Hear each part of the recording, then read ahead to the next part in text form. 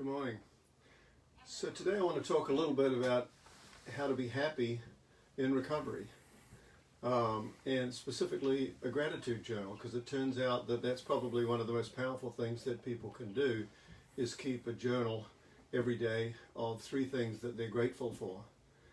So when people use drugs and alcohol, to a certain extent they're doing that because they want to be happy.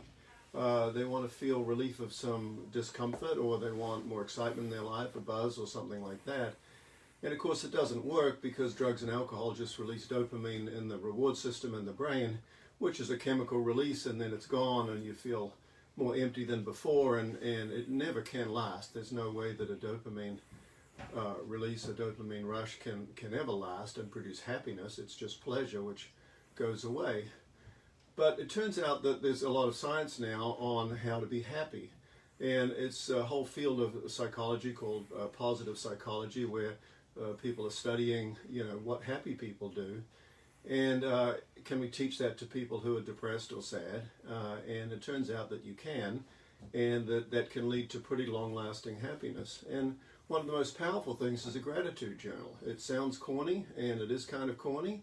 But when you think about it, the idea is that at the end of each day you write 3 things that you're grateful for. It doesn't have to be anything big. It could be, I have a job, or I'm married, or my kids are healthy, or anything. The sun is shining. But what happens over time is that as you go on, you start concentrating on things and noticing things during your day that you're grateful for, that things are going right with your life.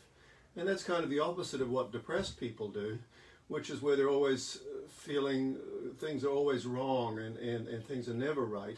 And so they're concentrating on that, and the old saying, you get what you think about, is true. So if you're walking around looking for things that you're grateful for, then you end up spending much of your time being more happy. It's kind of obvious. It's not really rocket science, and it does work. On a personal note, I have been teaching this for a while, and then I realized, well, I'm actually not doing it lately. So I challenged my son and I to start doing one, and guess what? It works. Within a week, I'm realizing that I'm feeling happier and more sort of satisfied with how things are going. So think about that and see if you want to do it.